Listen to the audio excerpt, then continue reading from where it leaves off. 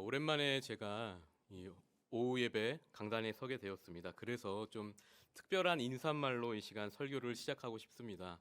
어떤 인사말이냐면요. 제가 오늘 이 시간 가브리엘 찬양대가 찬양할 때 굉장한 은혜를 받았습니다. 여러분들도 은혜 받으셨죠? 그래서 우리 가브리엘 찬양대가 함께 고백했던 그 고백을 이 시간 나 자신에게 우리도 함께 고백해 보는 겁니다. 먼저 두 손 이렇게 가슴에 대시고요. 이렇게 고백하는 겁니다. 나 언제나 주님만을 예배하겠습니다. 나 언제나 주님만을 사랑하겠습니다.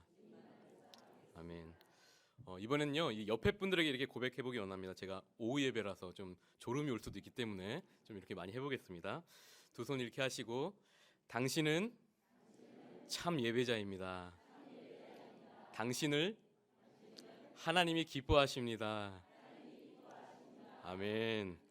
네, 여러분 어떠십니까? 서로에게 이렇게 축복과 격려하는 말, 또 서로를 인정해주고 또 칭찬해주는 말, 이런 말들이 서로 오고 가다 보니까 굉장히 기분이 좋아졌죠. 그 이유는요, 우리 인간은 누구에게나 이렇게 사랑받고 또 칭찬받고 싶어하는 그런 인정에 대한 욕구가 있기 때문입니다.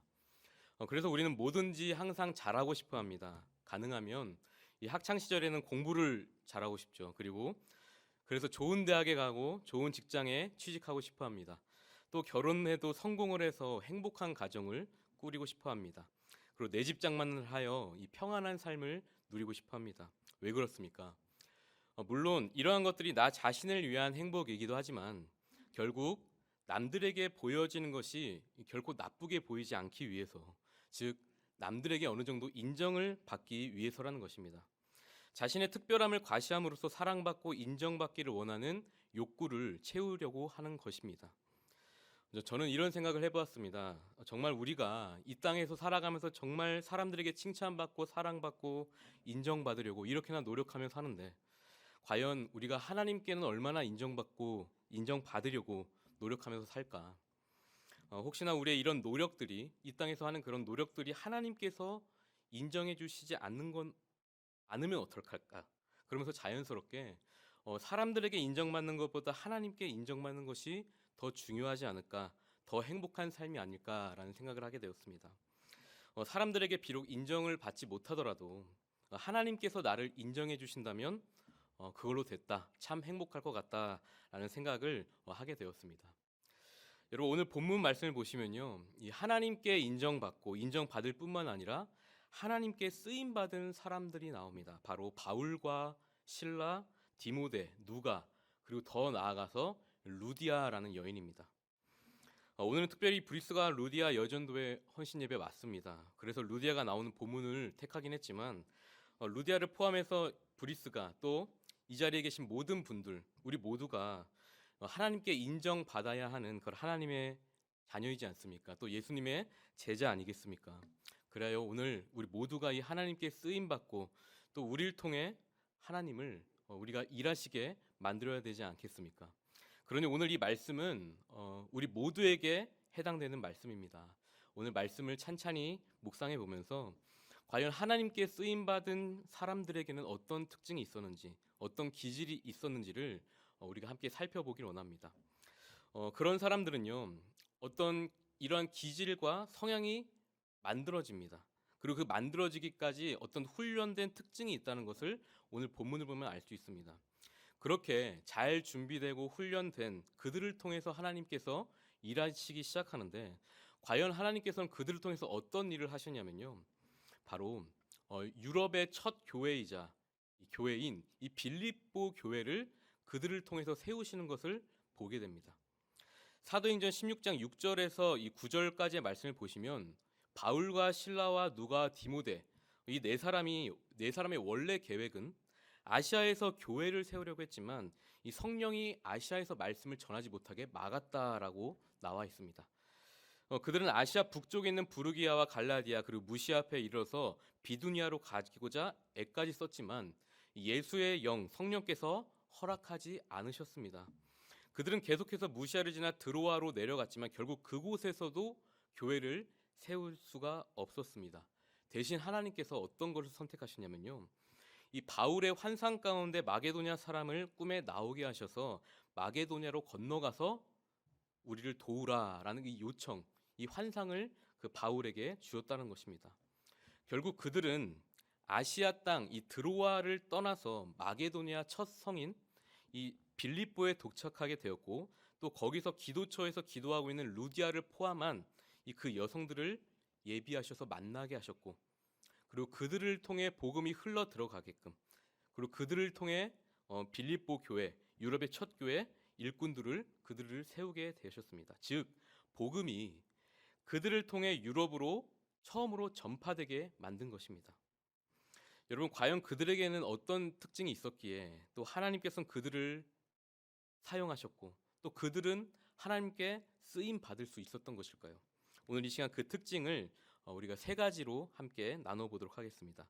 첫째로, 그들은 하나님께서 말씀하셨을 때 그 하나님 말씀에 즉각 반응하는 사람들이었다라는 것을 우리가 기억하기를 원합니다.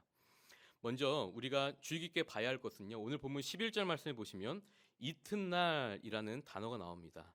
이튿날 네아폴리로 가고. 오늘 이 사도행전을 쓴 누가라는 저자는요, 이 어느 한 주석가가 이렇게 말했습니다. 누가는 이런 물리적인 시간에는 그다지 큰 관심이 없었다. 하나님께서 역사하셨을 때 그 사건들이 며칠이 걸리건 또 몇 년이 걸리건 그것이 하나님의 뜻이었다면 그냥 이루어지는 것이지, 그것으로 충분한 것이지, 그 시간의 경과는 그렇게 중요하게 생각하지 않는 그런 신학자였다라고 말합니다. 그런데 오늘 16장 11절과 12절 말씀을 보시면요, 바울 일행이 이 드로아 땅에서부터 출발하여서 목적지인 빌립보에 도착하기까지 이것을 마치 여행 보고라도 하듯이 누가가 이렇게 상세하게 아주 명료하게 기록했다는 것입니다. 11절과 12절 다시 한번 보시면, 거기서 빌립보에 이르니 이는 마게도냐 지방의 첫 성이요 또 로마의 식민지라, 이 성에서 수일을 유하다가 또 이튿날 네아폴리로 가고, 이렇게 기록되어 있죠. 그러니까 여러분, 드로아에서 출발해서 네아폴리까지 건너서 빌립보에 도착하는데 이튿날 며칠이 걸렸다는 겁니까? 하루 만에 그곳에 도착했다는 것입니다. 제가 지도를 준비했는데 지도를 함께 보시면, 드로아에서 빌립보, 좀 작긴 하지만 드로아에서 빌립보까지 가는 이 경로가 사실 결코 짧은 거리가 아닙니다. 근데 이 거리를 하룻밤을 자고 그 다음 날에 도착한 겁니다. 그러면 누가는 왜 이런 물리적인 시간 기록하는 것을 별로 중요시 생각하지 않았던 그런 학자였는데, 그렇게 별로 중요해 보이지도 않는데 왜 출발지에서 도착지까지 이렇게 이르는 시간을 상세하게 적어 놓았을까요? 그 이유가 오늘 10절에 나와 있습니다. 10절 제가 한번 읽어보겠습니다. 바울이 그 환상을 보았을 때 우리가 곧 마게도냐로 떠나기를 힘쓰니 이는 하나님 저 사람들에게 복음을 전하라고 우리를 부르신 줄로 인정함이로라. 바울이 성령을 통해서 그 환상을 보았을 때 그 보았던 그 즉시 바울과 그 일행들은 마게도냐로 떠나기로 힘썼다는 것입니다. 그 이유는 이것이 하나님의 말씀이다라는 생각이 들었기 때문에, 이것은 분명히 우리를 하나님께서 그곳으로 보내시는 것이다라는 확신이 들었기 때문에 그렇게 말씀에 즉각 반응했던 것입니다. 하나님을 인정한 것이죠. 바로 이것이 하나님께 쓰임받는 사람들의 첫 번째 특징입니다.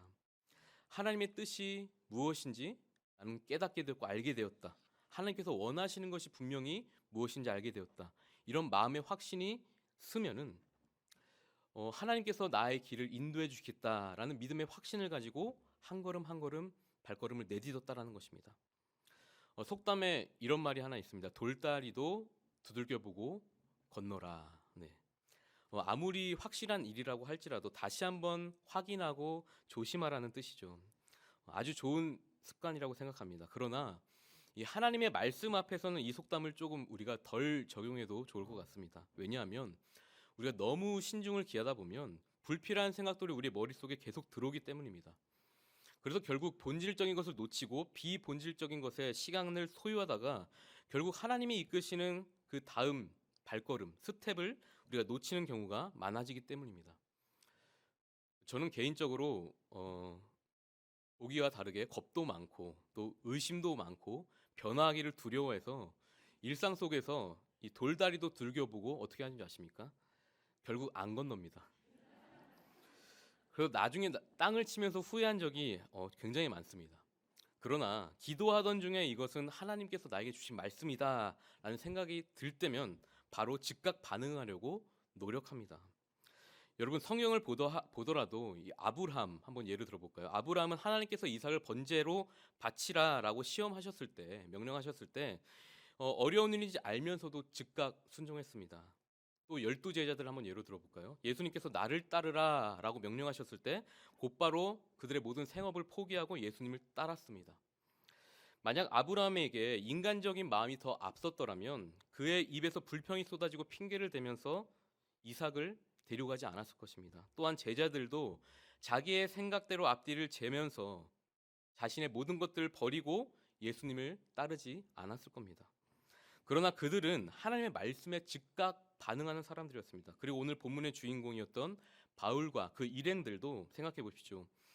그들이 세운 전도 여행의 계획이 한순간에 다 무너져서 낙심하고 좌절할 법한데 이 성령님의 인도하심으로 이 환상 가운데서 하나님의 말씀을 들었을 때 과감히 자신들의 생각을 다 버리고 하나님의 말씀에 즉각 반응하여 하나님을 따랐다는 것입니다. 하나님께서는 이런 특징을 가지고 있는 사람들을 쓰신다라는 것을 우리가 첫 번째로 꼭 기억하기 원합니다. 사랑하는 성도 여러분, 우리가 정말 하나님께 멋지게 인정받고 싶다, 쓰임받기를 원하신다면 우리의 생각, 계획, 그 이성, 이 모든 것들이 하나님의 생각과 반대될지라도 하나님께서 말씀하실 때 우리의 그 반응을 주저앉지 않기를 바랍니다. 간절히 바라기는 우리 모두도 하나님께서 말씀하셨을 때 우리의 마음에 확신을 주셨을 때 네 주님 제가 여기 있습니다. 나를 보내소서 그렇게 신속함으로 순종함으로 모든 것을 버릴 각오로 주님을 따라가 하나님께 쓰임받는 사람이 되시기를 주님의 이름으로 축복합니다. 하나님께 쓰임받는 사람들의 두 번째 특징은 바로 그들은 항상 기도의 자리로 나아가는 사람들이었다라는 것입니다. 여러분 바울은 어떻게 하나님의 말씀을 이 첫 번째로 이것은 하나님께서 우리에게 주신 말씀이다라고 할 수 있는 그런 분별을 할 수 있었을까요? 또 그 바울과 그 일행들은 즉각적으로 그 하나님 말씀에 순종하며 행동으로 옮길 수 있었을까요? 분명 그들의 상황만을 놓고 보면 그들의 계획이 다 무산되어져 버렸기 때문에 낙심하고 좌절해 있어도 절대 이상하지 않을 상황입니다. 그럼에도 불구하고 그들은 하나님 말씀에 즉각 반응했습니다. 그 이유는요, 그들은 항상 기도의 자리를 지켜왔던 사람들이기 때문입니다.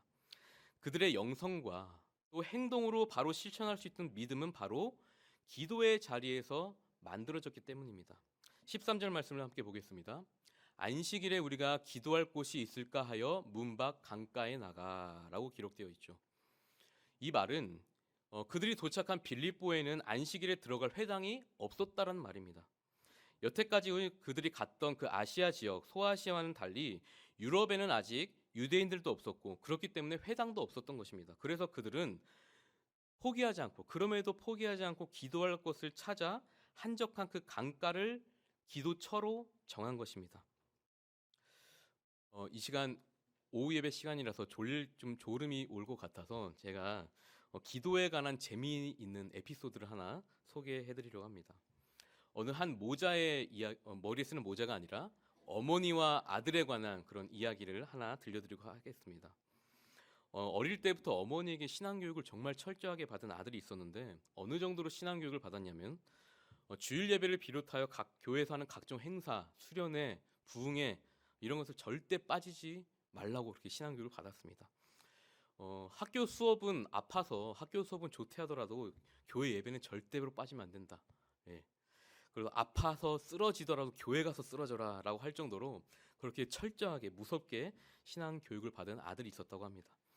그렇게 아들은 장성하에서 어머니로부터 독립을 하게 되었는데 비가 많이 오는 어느 날 어머니에게 안부차지 전화를 했다고 합니다. 그런데 어머니가 다음 날 이 교회에서 하는 그 특별 새벽 기도에 빨리 가야 되겠네, 빨리 자야 된다고 이렇게 전화를 빨리 끊으라는 것이었습니다. 이 어머니가 출석하는 교회가 차로 한 30분 정도 가는 거리였기 때문에 또 어머니의 그 미숙한 운전 실력을 그 아들이 알았기 때문에 아들이 어머니께 이렇게 말했다고 합니다. 어머니, 내일 새벽 예배 비가 많이 올 것 같습니다. 그냥 쉬세요.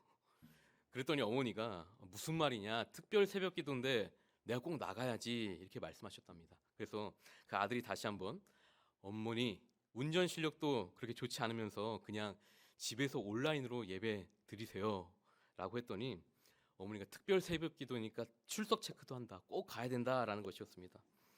이렇게 어머니와 아들이 몇 번에게 실랑이가 오고 가다가 마지막에 어머니가 아들에게 참다 못해 이렇게 말 한마디를 했다고 합니다. 야, 이 녀석아, 내가 너를 그렇게 가르쳤냐? 사탄아, 뒤로 물러가라 라고 이렇게 저주를 퍼부었다고 합니다. 그랬더니 그 아들이 어머니에게 그 어머니의 말에 이어서 이렇게 말했다고 합니다. 아니 어머니, 그래도 그렇지 어떻게 목사에게 사탄이라고 할 수 있습니까? 이렇게 말했다고 합니다. 여러분 어느 정도 눈치채셨습니까? 이 이야기가 사실 몇 주 전에 저에게 있었던 실제 이야기입니다. 한순간에 제가 목사에서 사탄이 되어버렸습니다. 저희 어머니의 말씀은 이겁니다. 네가 나를 지금 넘어뜨리려고 하지 않느냐? 왜 기도하러 가는 걸 왜 방해하려고 하느냐? 그러니 사탄이지. 여러분 오해하지 마시기 바랍니다. 운전 실력이 미숙한 어머니를 걱정하는 마음에서 제가 그렇게 말씀드렸던 것이지 그 기도의 자리를 결코 방해했던 것은 아닙니다. 기도 당연히 해야죠. 결국 어머니가 이기셨고 그날 예배를 다녀오신 후에 저에게 이렇게 메시지를 남겨놓으셨습니다. 유혹을 뿌리치고 기도하러 갔더니 더 많은 은혜가 있었구나. 맞습니다, 여러분. 우리는 어떠한 상황 가운데서도 이 기도의 자리 꼭 힘써야 합니다. 우리가 이렇게 기도의 자리에 힘써야 하는 이유가 무엇이냐면 우리가 하나님의 말씀을 분별할 수 있는 그 영성과 또 믿음으로 실천할 수 있는 이 행동, 이 믿음을 우리가 만들어 가기 위함이기도 하지만 하나님께서는요 다른 곳 어떤 곳에서도 아닌 이 기도의 자리 가운데 역사하시고 그 기적을 베푸시기 때문입니다. 다시 오늘 본문으로 돌아와서 바울과 그 일행들은요 기도하기 위해 그 한적한 강가로 찾아갔다고 했었습니다. 그런데 거기서 누구를 만나게 되냐면 거기 강가에 만난 여인들 중에 이 루디아, 하나님께서 예비해 두신 그 루디아를 만나게 되고 또 하나님께서는 그녀의 마음의 문을 열어주시고 바울의 말을 통해서 복음이 흘러 들어가게끔 하셨다라는 것입니다. 여러분 사람이 복음을 듣는다고 해서 다 복음을 받아들이고 예수님을 믿는 것은 아닙니다. 왜냐하면 전적으로 타락한 인간은 스스로 죄를 회개하고 예수님을 믿고 구원을 받을 수 없는 존재이기 때문입니다. 그래서 로마서 3장 9절에서 12절 말씀을 보시면 이런 말씀이 있습니다.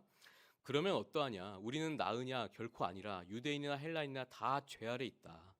의인은 없나니 하나도 없으며 깨닫는 자도 없고 하나님을 찾는 자도 없고 다 치우쳐 함께 무익하게 되고 선을 행하는 자는 없나니 하나도 없도다 라고 말씀하셨습니다. 또 고린도전서 12장 3절 말씀을 보시면 또 성령으로 아니고서는 누구든지 예수를 주라고 고백할 수 없다라고 나와 있습니다. 즉 하나님께서 우리가 예수를 믿도록 그 마음의 문을 열어 주시지 않는다면 아무도 스스로 예수를 믿고 구원받을 수 없다라는 것입니다. 그래서 우리가 예수님을 알게 되고 믿는 것이 은혜이자 기적이라는 것입니다.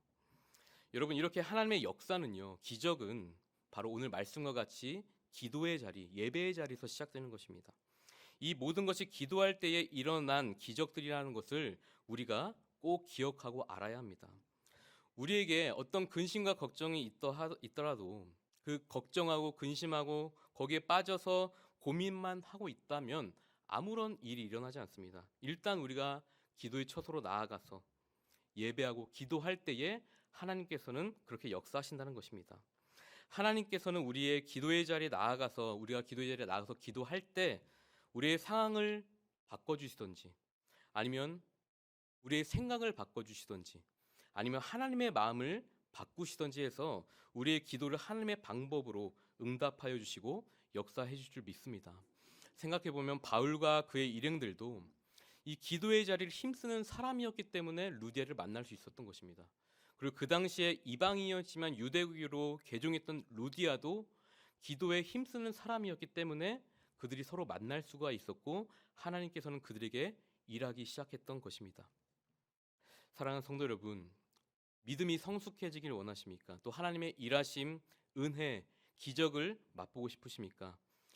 기도의 자리를 사모하시기 바랍니다. 그곳에서 하나님께서 일하시기 시작하실 것이고 또 우리를 사용하실 줄 믿습니다. 그 은혜를 경험하는 우리 모두가 되기를 주님의 이름으로 축복합니다. 마지막 하나님께서 쓰시는 사람들의 세 번째 특징은 바로 섬기는 사람들이었다라는 것입니다.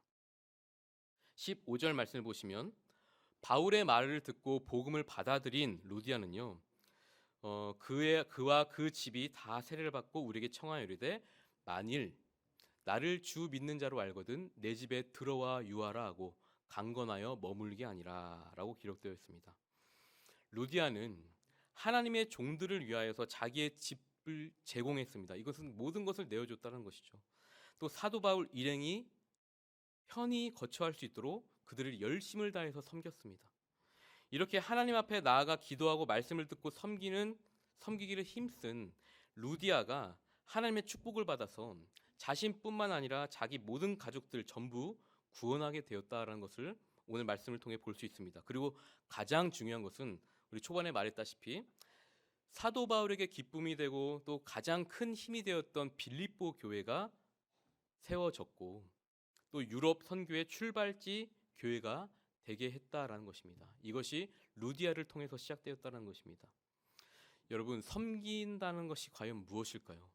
섬기는 것이 무엇일까요? 바로 나 자신은 없어지는 겁니다.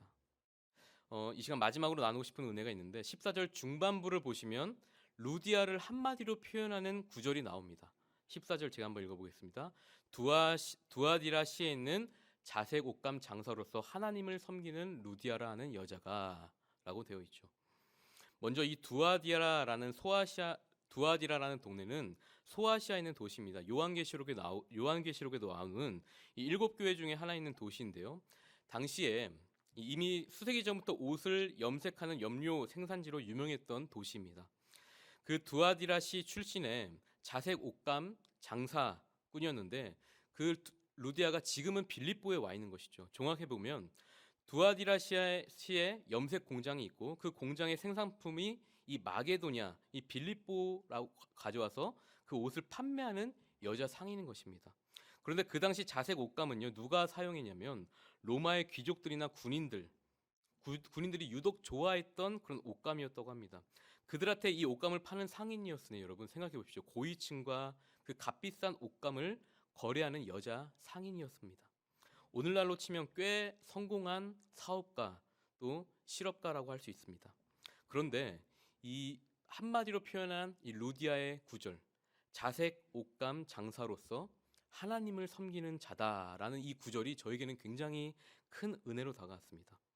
왜냐하면 이 옷감 장사인데 보통 우리가 생각하기로는 자색 옷감 장사로서 부자다 뭐 이렇게 생각할 수 있는데 그 다음 구절 하나님을 섬기는 자다 이 말이 저에게는 굉장히 크게 다가왔습니다. 여성 상인으로 성공했지만 루디아는 물질을 좋아하고 또 세상 물정을 따라가는 그 경제를 쫓아가는 사람이 아니고 하나님을 섬기는 사람이었다라고 오늘 성경은 기록하고 있습니다. 다른 장사꾼과는 다른 가치를 가지고 살아갔다라는 것이죠. 장사를 하지만 돈을 섬기는 사람이 아니었고 또 장사를 하지만 세상을 따라가는 사람이 아니고 하나님을 따라갔던 사람들이었습니다. 여러분, 이런 사람들이 바로 하나님께 쓰임받는 사람입니다. 루디아는 아마도 이런 고백을 하면서 살았을 것 같습니다. 주 예수님보다 더 귀한 분은 없네. 이 세상 부귀와 바꿀 수 없네. 영죽을 내대신 돌아가신 그 놀라운 사랑 나는 잊지 못해. 세상 즐거움 다 버리고 세상 자랑 다 버렸네. 주 예수보다 더 귀한 것은 없네. 예수밖에 없네 라고 고백하며 살지 않았을까요? 사랑하는 성도 여러분, 여러분들은 어떤 사람이십니까? 여러분들이 어떤 직업을 갖고 있던 또 여러분들이 어떤 상황에 처하고 살고 있건 내 환경이 어떠하건 바로 우리 모두가 루디아처럼 하나님을 섬기는 사람이 되길 소망합니다. 그렇다면 우리 모두는 하나님께 쓰임받는 사람이 될 것입니다. 하나님을 섬기는 자, 우리 각자 모두에게 한번 적용해 볼 수 있는데요.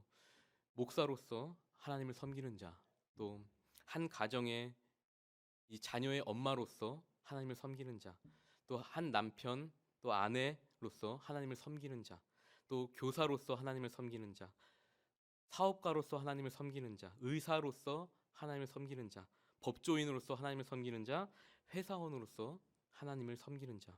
이런 모습이 하나님께서 우리에게 원하시는 모습일 줄 믿습니다. 말씀을 마무리하겠습니다. 우리 모두는 이제 우리 예배를 드리고 내일부터 시작되는, 아니 오늘 이 시간 이후로부터 시작되는 삶의 예배의 자리로 우리 모두 나아가게 될 것입니다. 우리에게 어떤 상황이 펼쳐질지 우리는 아무도 모릅니다. 그때마다 우리가 하나님의 음성에 귀 기울이기를 소망합니다. 그리고 그 말씀에 순종하여서 믿음으로 즉각 반응하는 우리 모두가 되길 소망합니다. 때로는 우리 상황 앞에 이해가 되지 않고 원망이 밀려오는 그 순간 가운데서도 우리가 그 하나님을 떠나지 않고 오히려 그 더 기도의 자리로 나아가 그곳에서 하나님께서 우리를 만나 주실 것을 기대하면서 또 그 은혜를 맛보는 우리 모두가 되길 소망합니다. 또한 늘 그 섬김의 자리로 나가길 소망합니다. 섬김은 나 자신이 없어지는 것이라고 했습니다. 그리고 오직 하나님만 높이는 삶, 하나님의 영광만이 드러나는 삶입니다. 세상의 가치관을 따라가기보다는 세상의 즐거움만을 쫓고 그 세상의 즐거움을 다 누리기보다는 그 즐거움 다 버리고 주 예수님밖에 없습니다 고백하는 삶으로 하나님을 섬기는 삶이 되길 소망합니다. 그럴 때 우리 하나님께서 우리를 인정해 주시고 칭찬해 주셔서 하나님 나라 사역을 확정하기 위해서 우리를 사용해 주시고 우리를 써 주시리라 믿습니다. 우리 모두가 한 주간 그렇게 하나님께 쓰임 받는 우리 모두가 되기를 주 예수 그리스도 이름으로 축복합니다. 함께 기도하겠습니다. 우리를 통해 일하시기를 원하시는 하나님 아버지, 바라옵기는 부족한 저희를 불쌍히 여겨주셔서 주님 꼭 우리를 사용하여 주시옵소서. 하나님 말씀 앞에 늘 깨어있게 하셔서 하나님께서 우리들에게 말씀하여 다가오실 때 그 음성에 귀 기울일 수 있는 영성과 결단할 수 있는 분별력, 또 행동으로 옮길 수 있는 담대함, 이 모든 것들을 허락하셔서 믿음으로 즉각 반응할 수 있도록 주님 우리를 인도하여 주시옵소서. 또한 기도의 자리에 힘쓰게 하여 주시옵소서. 기도를 통해 우리의 믿음이 자라고 하나님의 기적과 은혜를 맛보게 하여 주시옵소서. 또한 주 예수님보다 귀한 것은 없습니다. 이 세상의 모든 가치관을 따라가기보다 주 예수님 밖에 없습니다라는 고백으로 세상을 섬기기보다 하나님만을 섬기는 우리 모두가 되게 하여 주시옵소서. 한 주간의 삶 가운데서도 땅이 아닌 하늘을 바라보게 하여 주시고 현실 속에 있지만 하나님을 추구하며 그 영혼을 추구하는 그 복된 인생 되게 하여 주시옵소서. 그래야 우리 모두가 하나님께 인정받고 쓰임받는 우리 모든 주님의 자녀들 되게 하여 주시옵소서. 감사드리며 이 모든 말씀 우리 구주 예수 그리스도 이름으로 기도드리옵나이다. 아멘.